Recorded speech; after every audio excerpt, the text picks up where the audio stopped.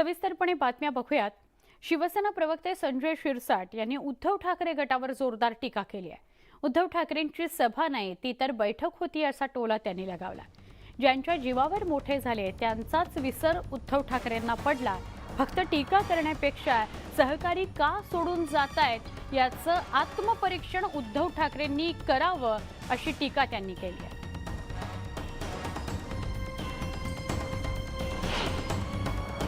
खऱ्या अर्थानं गद्दारी ही उद्धव ठाकरे गटाने केलेली।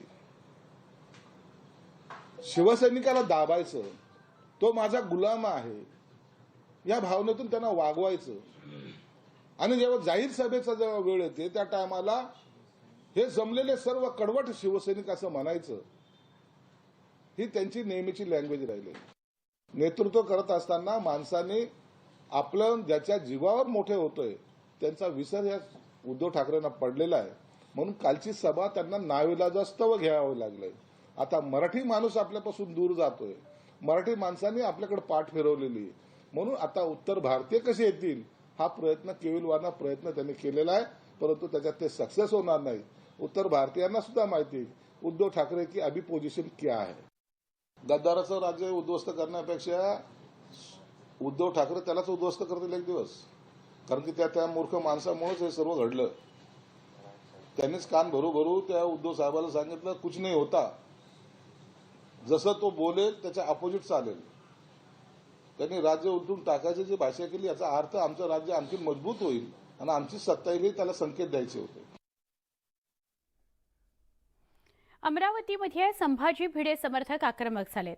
कोतवाली पोलीस ठाण्यात भिडे समर्थक मोठ्या संख्येने दाखल झाले असून यावेळी त्यांनी आमदार यशोमती ठाकूर यांच्यावर कारवाईची मागणी केली। यशोमती ठाकूर वातावरण बिघडवत असल्याचा आरोप करत यशोमती ठाकूर यांच्यासह काँग्रेस विरोधात यावेळी जोरदार घोषणाबाजी करण्यात आली।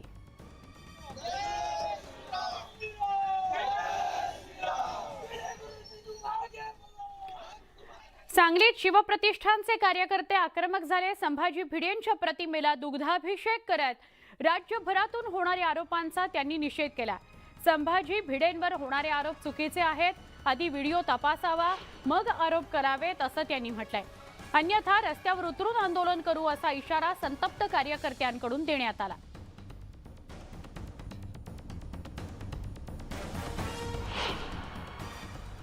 अनेक कार्यकर्त्यांचा अतिशय मोठ्यानं उत्साहानं प्रत्येक सभा पार पडत आहे आणि या सभेला गालबोट लागावं म्हणून काही समाजकंटकांनी गुरुजींचे पोस्टर फाडले, गुरुजींची सभा अडवण्याचा प्रयत्न केला, गुरुजींच्या प्रतिमेची विटंबना केली आणि त्याचा निषेध म्हणून आज आम्ही सांगलीमध्ये आमच्या सर्व दारक्यांना एकत्र करून या गुरुजींचा विटंबना करण्याचा निषेध म्हणून आम्ही गुरुजींना दुग्धाभिषेक केलेला आहे। मुख्यमंत्री एकनाथ शिंदे यांनी आज सकाळी ठाणे ते खारेगाव तसंच ठाणे नाशिक महामार्गाची पाहणी केली। या रस्त्यावर खड्डे पडल्याने तासनतास वाहतूक कोंडी होते अशा बातम्या गेल्या काही दिवसांपासून सतत येत आहेत। त्यामुळे आज स्वतः मुख्यमंत्र्यांनी फील्डवर उतरून या महामार्गाची पाहणी केली, तसंच उपस्थित असलेल्या अधिकाऱ्यांना आवश्यक त्या सूचना दिल्या। दरम्यान ज्या ठिकाणी खड्डे पडलेले आहेत किंवा वाहतूक कोंडी होते अशा सगळ्या ठिकाणी जाऊन त्यांनी पाहणी केली। ते खड्डे तात्काळ बुजवण्याचे आदेश संबंधित अधिकाऱ्यांना त्यांनी दिले आहेत।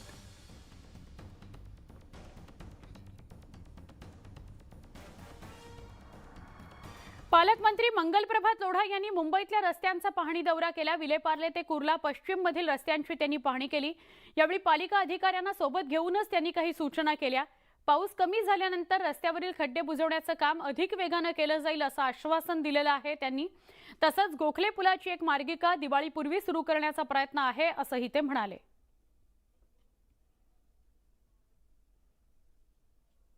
फ्रीवे आहे त्यामध्ये पण अतिशय चांगला मेंटेनन्स झाला आहे, तिथे पण गड्डाची खास काय प्रॉब्लेम नाही, तरी पण प्रॉब्लेम आहे हे नकारत येत नाही। आता आम्ही आज सकाळपासून ते विजिट करत आहे।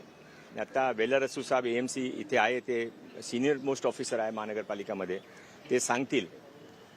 पण आपण आता असा निर्णय केला आहे की ते 2000 किलोमीटर लांब जे रस्ते आहेत त्यामध्ये पूर्वी आपण 400 किलोमीटर कॉन्क्रिटायझेशनचं काम सुरू केलं आहे। कोविड काळामध्ये अनेक रुग्णांचे जीव वाचवणारे ग्लोबल हॉस्पिटल काट टाकतंय.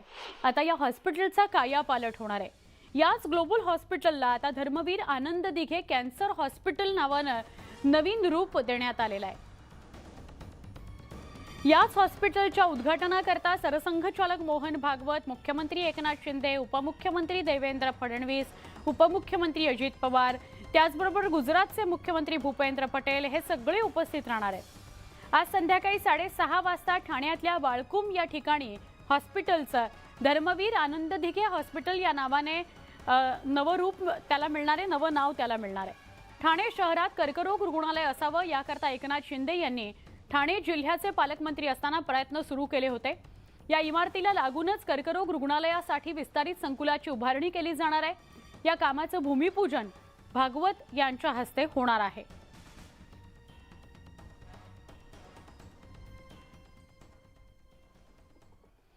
डोंबिवलीमध्ये अद्ययावत सुविधांनी सुसज्ज असं कर्करोग रुग्णालय उभारण्यात येत आहे. या रुग्णालयामुळे ठाणे जिल्ह्यातील अनेक कॅन्सर रुग्णांना मोठा दिलासा मिळेल. एकाच इमारतीत 100 कॉट्सचं म्हणजे 100 खाटांचं कर्करोग रुग्णालय असणार आहे. 50 खाटांचं प्रसूतिगृह उभारण्यात येणार आहे. याकरता 200 कोटी खर्च येणार असून राज्य सरकार याकरता अर्थसहाय्य करणार आहे. एकूण 1.5 लाख स्क्वेअर फूट जागेमध्ये हे रुग्णालय उभं राहत आहे. या रुग्णालयामध्ये सरकारी दरानुसार उपचार घेता येणार आहेत. रुग्णालय उभारणी करता खासदार डॉक्टर श्रीकांत शिंदे यांच्या वतीनं राज्य सरकारकडे पाठपुरावा सुरू होता. तर सार्वजनिक बांधकाम मंत्री रवींद्र चव्हाण या रुग्णालयाच्या उभारणीकरता प्रयत्नशील होते. अखेर या दोघांच्याही प्रयत्नांना यश आलेलं आहे आणि डोंबिवलीमध्ये सुद्धा कॅन्सर आणि प्रसूतिगृह असं एकत्र एक मोठं रुग्णालय उभं राहत आहे. खूप वर्षापासूनची प्रतीक्षा होती डोंबिवलीकरांची की या ठिकाणी सुसज्ज असं स्वतःचं एक हॉस्पिटल जे आहे हे महापालिकेच्या माध्यमाने उभं राहावं आणि मला वाटतं याच्यामध्ये सगळ्यांनी सहकार्य केलं. फॉलोअप मी करतच होतो, पण त्याचबरोबर आपले डोंबिवलीचे आमदार रवींद्रजी चव्हाण साहेब असतील त्यांचाही पाठपुरावा या ठिकाणी होता. तर मला वाटतं जर एकत्रित काम केलं तर असं मोठं भव्य दिव्य जे आहेत ते वास्तू जे आहेत त्या ठिकाणी उभ्या राहू शकतात.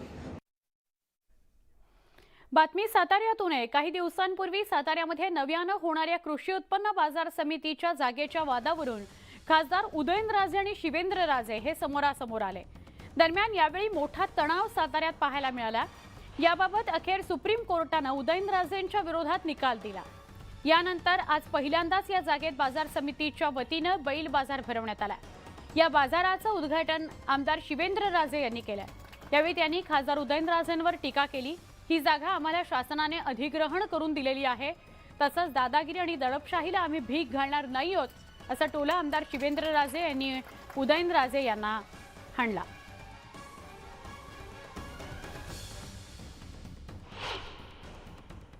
आम्हाला जागा शासनाने ॲक्वायर करून दिली आहे. त्या ॲक्विजिशनच्या पोटी असणारी रक्कम आम्ही भरली आहे आणि या जागेचे मूळ मालक आणि गुड यांनी सगळ्या ठिकाणी हायकोर्ट, सुप्रीम कोर्ट, महसूल मंत्री सगळीकडेही गेलेत आणि सगळीकडचे निकाल आमच्या बाजूने लागलेत. त्यामुळे कुळांचा वगैरे संबंध आमचा काही येत नाही आणि आमचं त्या दिवशी पण ज्या दिवशी आम्ही इथं भूमिपूजन करायला सगळे आलो त्या दिवशी पण आमचं म्हणणं होतं की कायदेशीर काय असेल ती बाजू तुम्ही हे करा. उगाच दादागिरी, दडपशाही, दहशत अशा येणं काही होणार नाही आणि आम्ही काय असल्या कुठल्या गोष्टीला भीक घालणार नाही.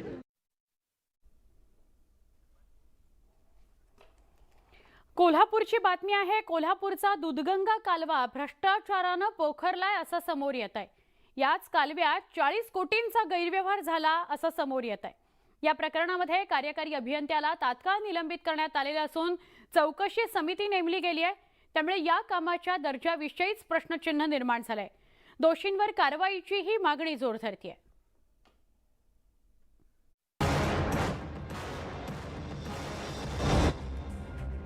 कोल्हापुरातील काळमवाडी धरणातून आलेला डावा कालवा अधिकाऱ्यांच्या भ्रष्टाचारानं पोखरला गेला. ठेकेदारावर अधिकारी मेहरबान झाले आणि संगनमतानं तब्बल 40 कोटींची बिलं काढण्यात आली. राधानगरीचे आमदार प्रकाश आबिडकर यांनी पुराव्यासह हा भ्रष्टाचार थेट विधानसभेत उघड केल्यानं अधिकाऱ्यांचं धाबदण आणलंय. माझ्या मागे आहे तो हाच कालवा आहे. काळमवाडी धरणातून सुमारे 75 किलोमीटर लांबीचा हा कालवा आहे. याच्या 32 किलोमीटरच्या कामामध्ये कोणताही भ्रष्टाचार झाला नाही. मात्र 32 ते 75 किलोमीटरमध्ये मोठ्या प्रमाणात भ्रष्टाचार झाल्याचा आता उघडकीला आलेला आहे आणि विधानसभेमध्ये सुद्धा हा मुद्दा गाजलेला आहे। या प्रकरणी कार्यकारी अभियंत्याला सुद्धा आता निलंबित करण्यात आलेलं आहे। मात्र एकूणच भ्रष्टाचाराची पोलखोल या निमित्तानं झालेली आहे। काळमवाडी धरणातून आलेला हा डावा कालवा सुमारे 76 किलोमीटर लांबीचा आहे। त्याच्या अस्तरीकरणाच्या कामात हा भ्रष्टाचार झालाय। आमदार प्रकाश आंबेडकर यांनी याबाबतची लक्षवेधी अधिवेशनात मांडून सरकारचं याकडे लक्ष वेधलंय। आर्थिक स्वार्थासाठी अधिकाऱ्याने मनमानी काम केल्याचा आरोप त्यांनी केला। 20 वर्ष झाली एकाच ठेकेदाराला काम देऊन अधिकारी त्याच्यावर मेहरबान होत असल्याचं त्यांनी उघडकीस आणलंय। 2019-20 मध्ये या कामाची दक्षता समितीनं चौकशी करून ताशेरे ओढले। शिवाय 3,48,00,000 दायित्व अधिकाऱ्यांवर सिद्ध झालं। मात्र असं असतानाही अधिकाऱ्यांनी सुधारित तांत्रिक मान्यता न घेता पुन्हा 40 कोटी ठेकेदाराला दिल्याचा आरोप केला। चुकीचं काम करणाऱ्याला शिक्षा झाली पाहिजे अशी त्यांनी आता मागणी लावून धरली आहे। पहिलं खप्ते म्हटल्यानंतर आता सुद्धा एका बाजूला अस्तरीकरणाच्या कामामध्ये आमची पूर्वीची गेट चालू करा म्हणून माझ्याकडच्या तळाशी, तुर्बे, टिटवे, चंद्रे, अर्जुनवाडा या परिसरातले लोक आंदोलन करायला आले। त्यांच्या कुठल्याच आंदोलनाला अधिकाऱ्यांनी गांभीर्याने घेतलं नाही, परंतु अशा पद्धतीनं कॉन्ट्रॅक्टरची सोय करायसाठी 40 कोटी रुपयाचं अतिशय चुकीच्या पद्धतीचं बिल प्रदान केलं। ही अतिशय गंभीर बाब आहे। माझी अशी विनंती आहे की कोणत्याही परिस्थितीमध्ये अशा अधिकाऱ्याला तात्काळ निलंबित करण्याबद्दल उपमुख्यमंत्री देवेंद्र फडणवीसांनी या प्रकरणाची गंभीर दखल घेत तात्काळ कार्यकारी अभियंता विनया बदामे यांना निलंबित केलं। तर या प्रकरणी चौकशी समिती नेमून 1 महिन्यात अहवाल देण्याचे आदेश दिले। अभियंता दूधगंगा कालवे विभाग 1 यांना तात्काळ निलंबित केलं जाईल, त्यांची संपूर्ण चौकशी केली जाईल आणि त्यासोबत या संपूर्ण प्रकरणामध्ये कॉन्ट्रॅक्टरचा काय रोल आहे, इतर अधिकाऱ्यांचा काय रोल आहे, या सगळ्या गोष्टीची चौकशी करण्याकरता तापी पाटबंधारे विकास महामंडळ जळगाव यांना चौकशी अधिकारी म्हणून नेमलं जाईल आणि संपूर्ण त्रयस्थ चौकशी याची केली जाईल आणि 1 महिन्याच्या आत त्याचा रिपोर्ट सादर करायला सांगितलं। कोल्हापूरसाठी अत्यंत महत्त्वाच्या असलेल्या या सिंचन प्रकल्पाला भ्रष्टाचारानं पोखरल्यानं कालव्याच्या कामावर प्रश्नचिन्ह निर्माण झालं। अधिकाऱ्यांनी मनमानी करत पाण्यासारखा पैसा कमवला, मात्र कालव्याचं काम निकृष्ट झाल्यानं धोका वाटलाय। त्यामुळे फक्त निलंबन करून न थांबता दोषींवर कठोर कारवाई होण्याची गरज आहे। ज्ञानेश्वर साळोखे, न्यूज 18 लोकमत, कोल्हापूर। नांदेड जिल्ह्यातील देगलूरच्या एका एसटी बसचा धोकादायक व्हिडिओ सोशल मीडियावर समोर आलाय। भर पावसात बसचा वायपर बंद झाल्यानं एका हातानं स्टीअरिंग आणि एका हातानं वायपर फिरवण्याची वेळ चालकावर आली आहे। हा धक्कादायक व्हिडिओ सगळ्यांचं लक्ष वेधून घेतोय। भंगार बसगाड्यांचा विषय यामुळे पुन्हा एकदा ऐरणीवर आलाय। प्रवाशांचा जीव आता टांगणीला लागलाय।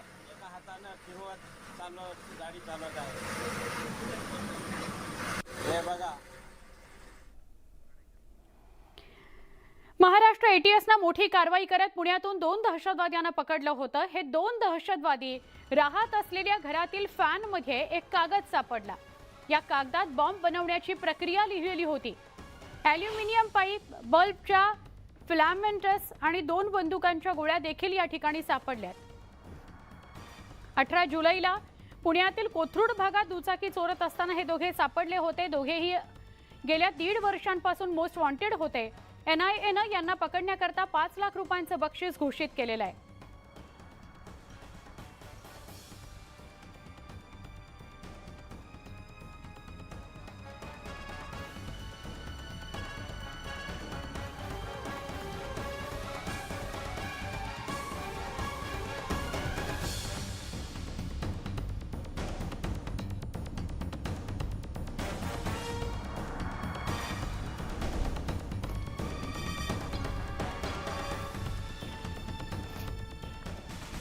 डीआरडीओचा संचालक वरिष्ठ शास्त्रज्ञ डॉक्टर प्रदीप कुरुलकरनं पाकिस्तानी महिला हेरबाबत केलेल्या संवादाची प्रत एटीएसनं न्यायालयामध्ये दाखल केलेल्या आरोपपत्रात जोडलेली आहे. या संवादातून कुरुलकरनं जाराबरोबर झालेल्या चर्चेत ब्राह्मोस बरोबर अग्नी आणि रुस्तम या क्षेपणास्त्रांविषयी माहिती पुरवली असा दावा एटीएसनं केलाय.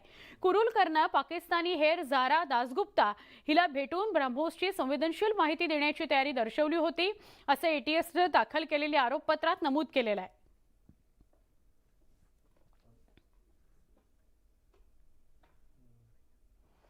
भारतीय रिझर्व्ह बँकेचे चेअरमन शक्तिकांत दास यांनी सपत्नीक साईबाबांच्या समाधीचं दर्शन घेतलं. शक्तिकांत दास यांनी साई समाधीवर असलेल्या पादुकांची पूजा केली आणि मनोभावे दर्शन घेतलं. समाधीचं दर्शन घेतल्यावर त्यांचा संस्थानचे मुख्य कार्यकारी अधिकारी पी शिवाशंकर यांनी सत्कार केला.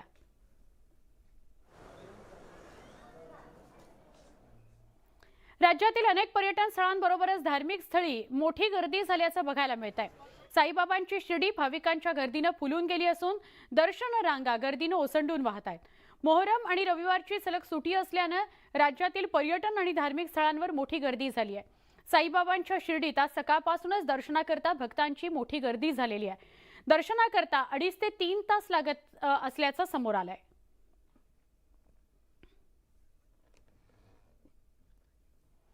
हिमाचल प्रदेशचे उपमुख्यमंत्री मुकेश अग्निहोत्री सहकुटुंब महाराष्ट्रात देवदर्शनाला आलेत. त्यांनी शिर्डीत साईबाबांचं दर्शन घेतलंय. त्यानंतर शनी शिंगणापूर इथं शनी महाराज आणि कोपरगाव इथं शुक्राचार्य महाराजांचं दर्शन घेतलंय. हिमाचल प्रदेशमध्ये आलेल्या नैसर्गिक आपत्तीपासून मुक्तता मिळावी अशी प्रार्थना त्यांनी साई चरणी केली आहे.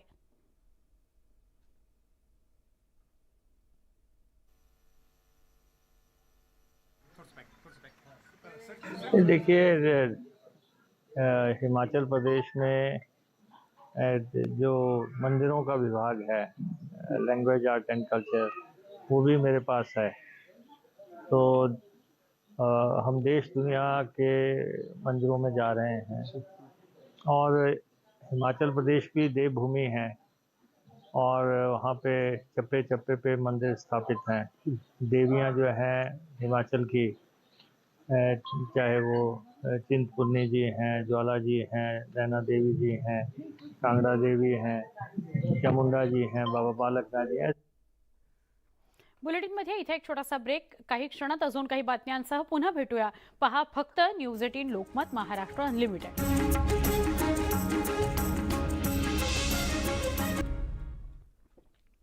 बुलेटिनमध्ये पुन्हा एकदा स्वागत. धोकादायक इमारतींसंदर्भात बोलणार आहोत. वसई विरार नालासोपारा या सगळ्या परिसरामध्ये अति धोकादायक इमारतींचा प्रश्न ऐरणीवर आलेला आहे. नालासोपारा पूर्व भागामध्ये साईदीप इमारतीत एका घरात छत कोसळलं.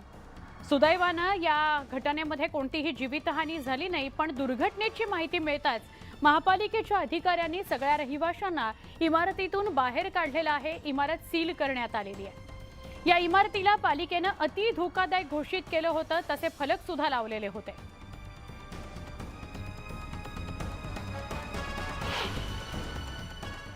दूसरे माले पे ऊपर से सीलिंग गिर गया था. हाँ सर. कभी सीलिंग गिरा था? दोपहर में. तो अभी पालिका ने क्या कार्रवाई की है? कल तो उसमें महानगर पालिका का मेन मैडम आई थी, वो बोले पूरा खाली करने को बोले, तो रात को आए खाली कराए पूरा, वो लोग को लेके गए. माळीण, तळीये आणि इरशाळवाडी यासारख्या घटना आता कोकणातील सिंधुदुर्ग जिल्ह्यातही होऊ शकतात. कुडाळ तालुक्यातील सरंबळ गावात चक्क डोंगर खाली सरकतोय. या सरकणाऱ्या डोंगराच्या पायथ्याशी तब्बल 30 ते 40 घरं आहेत आणि या घरांना धोका निर्माण झालाय. सरंबळ देऊळवाडीतील ग्रामस्थ या सरकणाऱ्या डोंगरामुळे सध्या भीतीच्या छायेत वावरत आहेत. शासनाने वेळीच लक्ष द्यावं, उपाययोजना कराव्यात अशी मागणी इथले ग्रामस्थ करतायत. गेले 4 ते 5 वर्षांपासून या डोंगराची माती कोसळतीये. हळूहळू हा डोंगर खाली सरकतोय. याविषयी ग्रामस्थ वारंवार स्थानिक प्रशासनाला सांगता आहेत. डोंगर खचतोय तो गेल्या 3.5-4 वर्षापासून हे संकट आमच्या माथ्यावर, आमच्या सरंबळ ग्रामस्थांवर कायम घोंगावत आहे. आणि हा जर डोंगर खचला तर हा डोंगर खचल्यानंतर इथे 25 ते 30 घरं ह्या बाधित होऊ शकतात आणि मोठ्या प्रमाणात जीवितहानी आणि वित्तहानी होऊ शकते. आज हा डोंगर खचल्यानंतर बघताय तुम्ही, तो कधी येऊ शकतो. गाव 2 भागात विभागला जाऊ शकतो. हा डोंगर कधीही खाली येऊ शकतो आणि खूप म्हणजे अगदी अक्षरशः मृत्यू समोर ठेवून इथल्या नागरिकांना इथनं ये जा करावी लागते. कधीही डोंगर खाली येऊ शकतो, कारण डोंगराला मध्ये भेग पडल्यामुळे डोंगराचे 2 भाग झालेले आहेत. खालचा भाग कधीही घसरून खाली येऊ शकतो. म्हणून आम्ही इकडनं ये जा करत असताना आमचं टोटल लक्ष वरच्या झाडांवर असतो. जरा जरी झाडांची मुवमेंट बदलली की आम्हाला एक तर पळायला पाहिजे, नसेल तर जागच्या जागेवर थांबायला पाहिजे. अशी परिस्थिती आज ह्या सरंबळमधल्या देऊळवाडीमध्ये आहे. आमच्या घरात आम्ही आता 3 जण आहोत आणि ढोरं बिरं आहेत आमची. पण आम्ही रात्रभर पाऊस असला की आम्ही झोपत नाही, पुरा रात्रभर जागा राहून काय करतो, जागरण करतो. मुंबईतल्या यशवंतराव चव्हाण या सेंटरवर एक पुस्तक प्रकाशनाचा कार्यक्रम सुरू आहे. त्याचं थेट प्रक्षेपण आपण बघतोय. शरद पवार आणि उद्धव ठाकरे एकाच व्यासपीठावर बाजूबाजूला बसलेले आपल्याला दिसत आहेत. बाळासाहेब थोरात सुद्धा आहेत पुस्तक प्रकाशनाच्या सोहळ्यामध्ये. उद्धव ठाकरेंनी उपस्थिती लावलेली आहे. यशवंतराव चव्हाण सेंटरच्या हॉलमध्ये हा सोहळा होतो आहे. उद्धव ठाकरे, शरद पवार, बाळासाहेब थोरात आपल्याला दृश्यांमध्ये दिसत आहेत. आत्ताच उद्धव ठाकरेंचा सन्मान झाला. एक प्रतिमा देऊन त्यांचा सन्मान करण्यात आलेला आहे.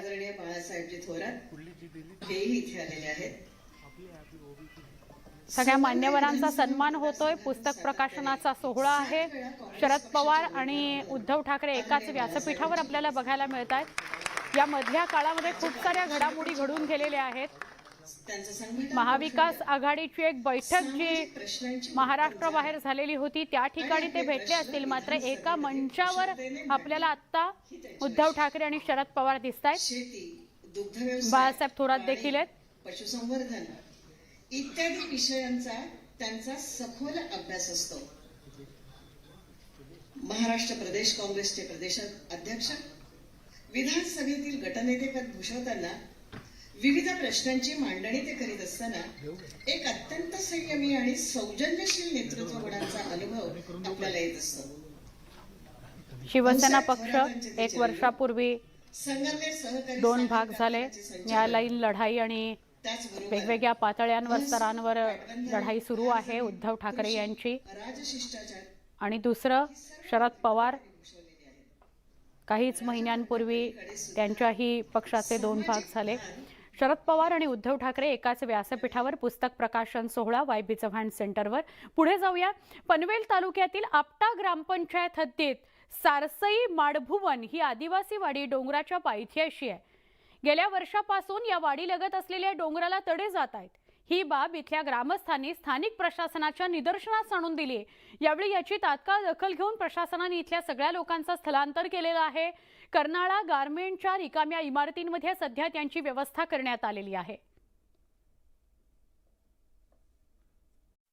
आपण आता आहोत माडभुवन या वाडीवर. थेट आपण न्यूज 18 लोकमतच्या माध्यमातून बघत असाल. ही समोर जी दिसते ही माडभुवन वाडी आहे. आपटा ग्रामपंचायतीमध्ये पनवेल तालुक्यातली ही वाडी, ही अगदी मी ज्या ठिकाणी आता उभा आहे तो समोरचा डोंगर आहे, पाठीमागचा त्या वाडीच्या पाठीमागचा डोंगर आहे. आणि आपण बघत असाल व्हिज्युअलमध्ये हा डोंगर माझ्या पायासमोर आपण बघत असाल हा डोंगर पूर्णपणे खचलाय. या डोंगराला पूर्णपणे भेगा पडलेल्या आहेत. आणि जर या संपूर्ण भेगा पडल्या, जर अजून जर पर्जन्यवृष्टी झाली, जोरात पाऊस जर पडला तर निश्चित हा डोंगर पूर्णपणे खाली जाऊ शकते. अशा प्रकारची शक्यता व्यक्त केली जाते. त्यामुळे प्रशासन खडबडून जागं झालंय आणि या संपूर्ण वाडीला आता रिकामं करण्यात आलंय. या गावामध्ये, या वाडीमध्ये जवळपास 91 कुटुंब राहतात, ज्यामध्ये जवळपास 400च्या आसपास लोकसंख्या आहे. त्यामुळे ही संपूर्ण जे स्थानिक रहिवासी आहेत हे आता पूर्णपणे यांची सगळी घरं खाली केलेली आहेत आणि यांना एका ठिकाणी शिफ्ट करण्यात आलेलं आहे. कारण हा डोंगर कधीही खचू शकतो. जो आता आपण व्हिज्युअल्समध्ये बघत असाल हा खचलेला डोंगर आम्ही थेट न्यूज 18 लोकमतच्या माध्यमातून प्रेक्षकांना दाखवतोय. हा पूर्णपणे खचलेला डोंगर ज्या ठिकाणी न्यूज 18 लोकमत पोहोचलाय. आणि हा डोंगर जर पूर्णपणे खचला, हा पूर्णपणे मातीचा डोंगर आहे, हा जर डोंगर पूर्ण खाली गेला तर अनर्थ घडू शकतो. आणि त्यामुळे या संपूर्ण वाडीला आज रिकामं करण्यात आलंय, त्यांना दुसरीकडे शिफ्ट करण्यात आलंय. आपण त्यांच्याही व्यथा जाणून घेणार आहोत. व्हिडिओ जर्नलिस्ट हर्षलसह प्रमोद पाटील, न्यूज 18 लोकमत. 50 वर्ष झाले असते. पिढीनी पिढी गेली, एवढी चीड गेली आहे म्हणून आपण इथं थांबावा ना. आपल्याला कुठं सरकार नेईल तिथं आपण जावा आणि आम्हाला थोडीफार कुठं तरी जागा द्यावा, त्यात घराबिरा बांधून द्यावा. गाडला गेलो तर कुठं भेटतील. आता ताजा झाली, साळवाडीला झाला आहे, त्या आम्हाला कळतं. ह्याच्याच बाजूला ह्याच ग्रामपंचायत हद्दीमध्ये घेरावाडी आहे किंवा त्याच्या बाजूला डोलघर आहे. अशा खूप आदिवासी वाड्या आहेत ज्याच्याकडे मूलभूत सुविधा तर नाही आहेत आणि त्याच्यात पुन्हा हे आसमानी संकट. ह्या बाबतीत एक आहे की यावेळेस प्रशासनाने एक पाऊल पुढे येऊन अगदी प्रिकॉशनरी म्हणून त्यांनी स्थलांतर केलेलं आहे, परंतु अशा सर्व वाड्यांच्या मूलभूत सुविधांचा प्रश्न मात्र ऐरणीवरच आहे. रत्नागिरी जिल्ह्यातील पंचनदी लखनतरवाडीला समुद्राच्या उधाणाचा धोका निर्माण झालाय. उधाणाचं पाणी थेट घरात शिरत असल्यानं ग्रामस्थ भयभीत आहेत, तर उत्खननामुळे डोंगरही कोसळण्याचा धोका ग्रामस्थांना सतावतोय. दुहेरी कचाट्यात सापडलेल्या ग्रामस्थांनी प्रशासनाकडे मदतीची मागणी केली आहे. या ठिकाणी संरक्षक भिंत बांधावी अशी मागणी करण्यात आली आहे.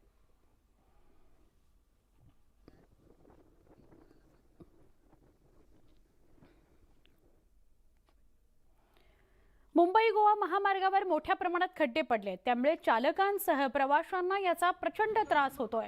काही ठिकाणी मार्गाचं काम अर्धवट अवस्थेत आहे, काही ठिकाणी कामच बंद आहे. अशात गणेशोत्सव जवळ आला असताना यंदाही गणेश भक्तांना खड्ड्यांमधूनच प्रवास करावा लागणार आहे का, असा सवाल विचारला जातोय.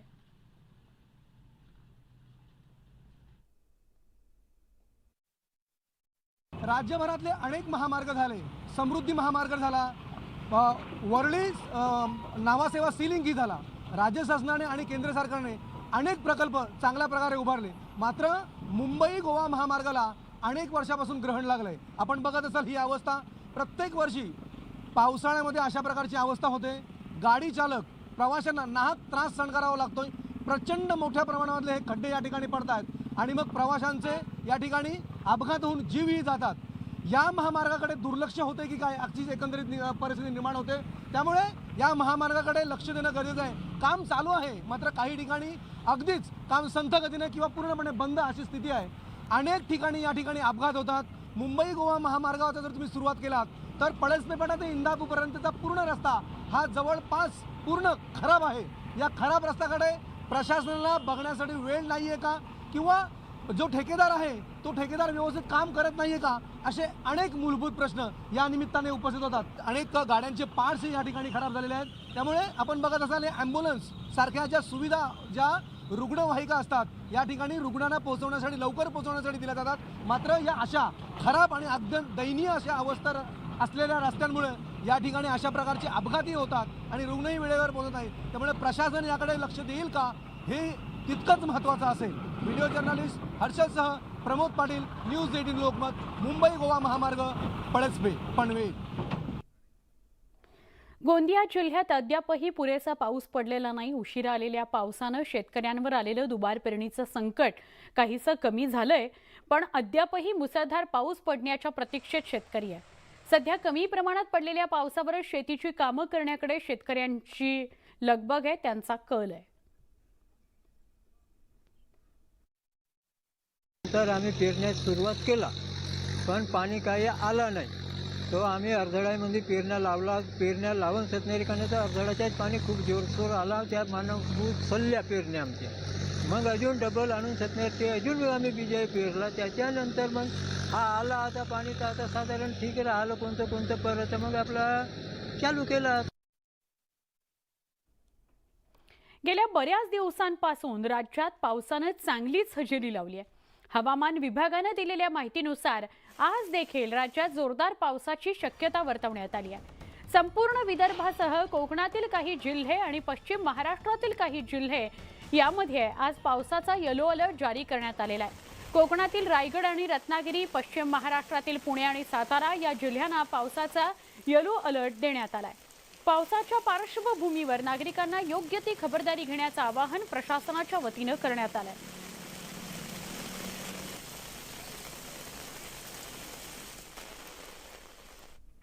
जून आणि जुलै महिन्यामध्ये झालेल्या वादळासह अतिवृष्टीनं जळगाव जिल्ह्यातील तब्बल 2300 हेक्टर क्षेत्राला फटका बसल्याचा प्राथमिक अहवाल कृषी विभागाकडून जिल्हाधिकाऱ्यांना सादर करण्यात आलाय. जिल्ह्यातील अर्धा डझन तालुक्यांना सर्वाधिक फटका बसलाय. रावेर, बोदवड, यावल, मुक्ताईनगर या तालुक्यांमध्ये 1708 हेक्टर क्षेत्राचं नुकसान झालंय. कापसासह मका, तूर, सोयाबीन, ज्वारी, मूग, उडीद, केळी या पिकांसह 42 हेक्टर शेतजमीन खरडून गेली आहे. कृषी विभागाने नुकसानी संदर्भात प्राथमिक अहवाल सादर केला. महसूल प्रशासनाकडून पंचनाम्याचा अहवाल प्राप्त झाल्यावर नुकसान भरपाईची प्रक्रिया सुरू होणार आहे.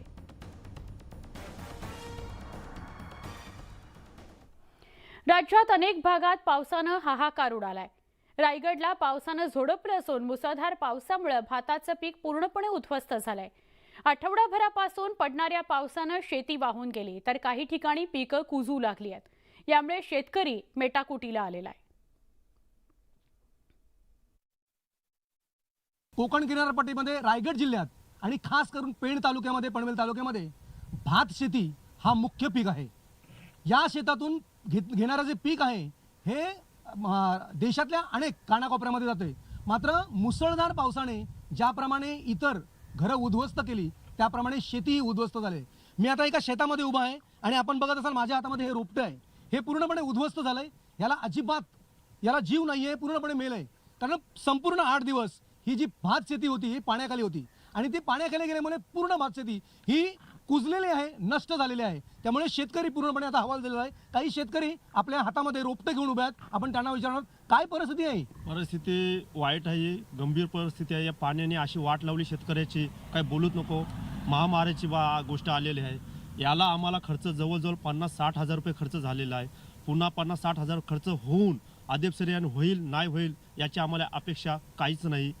पुन्हा आम्ही याला करायला गेलो तर आम्हाला लाख रुपये खर्च आहे. आपण बघितलं ह्या वेदना आहेत, हा आक्रोश आहे जो आता या शेतकऱ्यांच्या मनातून येतोय. त्यांच्या हातामध्ये तुम्ही रोपटे बघाल, माझ्या हातामध्ये सुद्धा रोपटे बघाल, हे पूर्णपणे नष्ट झालं. याच्यामध्ये काहीच शिल्लक नाही त्यांचं म्हणणं आहे. हे पूर्णपणे हे कुजलेलं आहे. त्यामुळे आता दुबार पेरणी जरी करायची झाली तरी ते पैसे आणायचे कुठून, तो आम्हाला जो काही खर्च येणार आहे तो आमच्याकडे आता शिल्लक राहिला नाही. कारण ऑलरेडी 50 ते 60 हजार रुपये या मशागतीमध्ये, या शेतीमध्ये रात्रंदिवस मुलाबालांना टाकून मेहनत करून हे पूर्णपणे पैसेही वाया गेलेत आणि पीकही वाया गेले. त्यामुळे हातात आता काहीच उरलं नाही आहे. तेव्हा हा आक्रोश हा प्रशासनापर्यंत पोहोचेल इतकीच अपेक्षा.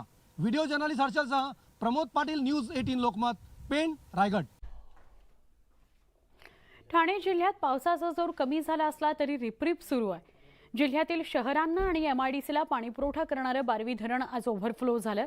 धरणाची पाणी पातळी 72.60 मीटरवर पोहोचल्यानंतर स्वयंचलित दरवाजांमधून विसर्गाला सुरुवात झाली. त्यामुळे बारवी नदी किनारी असलेल्या गावांना इशारा देण्यात आलेला आहे.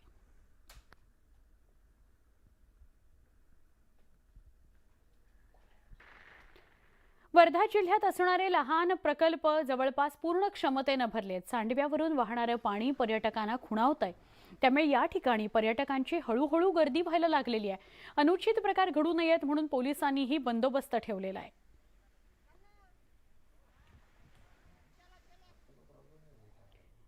लहान प्रकल्प पूर्ण क्षमतेनं भरलेले आहेत. सेलू वर्धा इथली ही दृश्य आहेत. अनेक पर्यटक तिथे गर्दी करतायत. खरं तर पोलीस बंदोबस्त या सगळ्या परिसरात ठेवावा लागलेला आहे, तरी देखील पर्यटकांची गर्दी दिसून येते.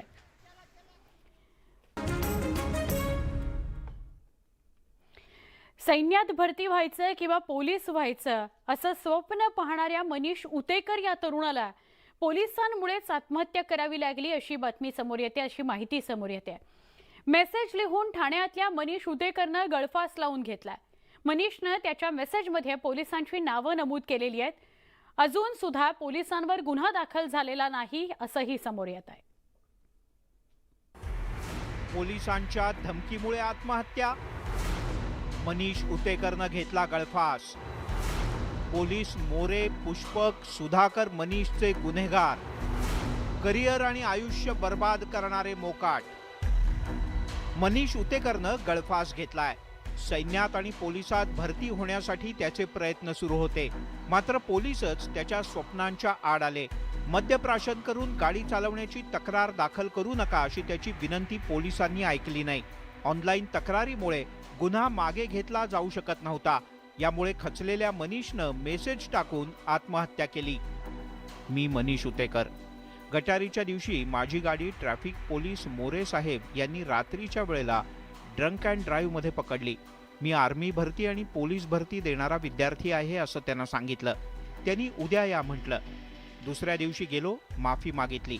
मी दंड भरायला तयार होतो, पण मला धमकी देऊन सांगितलं कोर्टात जावं लागेल. माझ्यासमोर कित्येक बाईकवाल्यांना पैसे घेऊन सोडून देण्यात आलं. मी परत तिसऱ्या दिवशी गेलो. कोर्टात गेल्यास माझं करिअर संपेल असं सांगितलं. पण ट्रॅफिक पोलीस पुष्पक साहेब, ट्रॅफिक पोलीस सुधाकर साहेब यांनी करिअर बर्बाद करण्याची धमकी दिली. या भीतीमुळे मी आत्महत्या करतोय. अशी वेळ कुणावरही यायला नको यासाठी हा मेसेज लिहून ठेवत आहे. ट्रॅफिक पोलीस सुधाकर साहेब, ट्रॅफिक पोलीस पुष्कर साहेब यांच्या दबावामुळे मी आत्महत्या करतोय. पोलीस प्रशासनाला माझी विनंती असेल, यांच्यावर कायदेशीर कारवाई केली पाहिजे. तसेच महाराष्ट्राचे लाडके मुख्यमंत्री सन्माननीय एकनाथजी शिंदे साहेब असे ते अनाथांचा नाथ एकनाथ असे नावाजलेले आहेत. आज एका गरीब घराण्यातल्या पीडित मुलाची एक तुम्हाला विनंती आहे की यांच्यावर कायदेशीर कारवाई झाली पाहिजे. सुसाईड नोटमध्ये पोलिसांची नावं स्पष्टपणे नमूद केलेली असतानाही अजून गुन्हा सुद्धा दाखल झालेला नाही. हे जरी केस झाली असती, त्यांनी इतर कोणाकडेही जरी विचारलं असतं की ह्याचा काय परिणाम होतोय, त्याच्यामध्ये कोर्टामध्ये त्याची कायदेशीर प्रक्रिया पूर्ण झाल्यावर त्याला काही फार मोठा शिक्षा झाली नसती. त्यामुळे हे त्यांनी जो स्वतःचा अंत केला हे चुकीचं आहे. एक होतकरू तरुण त्याचं आयुष्य संपवतो. ज्यांच्यावर संरक्षणाची जबाबदारी आहे त्याच पोलिसांमुळे जर गळफास घ्यावा लागत असेल तर कायद्यासमोर हे मोठं आव्हान आहे. त्यामुळे मनीष उतेकरला मरणानंतर तरी न्याय मिळायलाच हवा. अजित मांढरे, न्यूज 18 लोकमत, मुंबई. पालघरमधल्या तलासरी तालुक्यामध्ये स्मशानभूमी नसल्यानं हाल सुरूच आहेत. नदीतून जीवघेणा प्रवास करत पलीकडील गावात मृतदेहावर अंत्यसंस्कार करावे लागतात. ग्रामस्थांवर ही वेळ आली आहे. गिरगावमधील डोल्हारपाडा, डावरपाडा इथं गेल्या अनेक वर्षांपासून स्मशानभूमीच नाहीये. रस्त्याची मागणी होते, ती देखील पूर्ण झालेली नाही. प्रशासन या सगळ्याकडे दुर्लक्ष करते असा आरोप नागरिकांनी केलाय.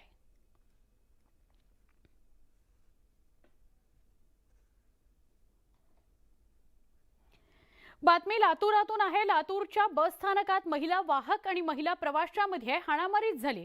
या प्रकरणी अद्याप कोणताही गुन्हा दाखल झालेला नाहीये, पण हाणामारीचं कारण अस्पष्ट आहे. या हाणामारीमुळे काही काळ बस स्थानकात गोंधळाची स्थिती निर्माण झालेली होती. बघ्यांची गर्दी निर्माण झालेली होती.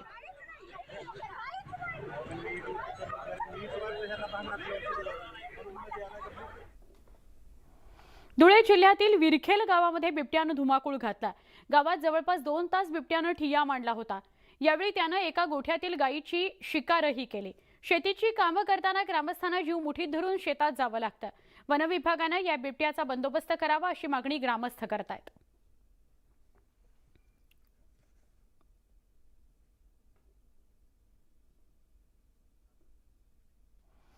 या सगळ्या सविस्तर बातम्या आपण बुलेटिनमध्ये बघत होतो. बुलेटिनमध्ये आत्ता इथेच थांबणार आहोत. ताज्या घडामोडींसह काही क्षणात आपण पुन्हा भेटणार आहोत. पण आत्ता बुलेटिनमधून जाता जाता नजर टाकतोय राज्यातल्या महत्त्वाच्या शहरांच्या तापमानावर.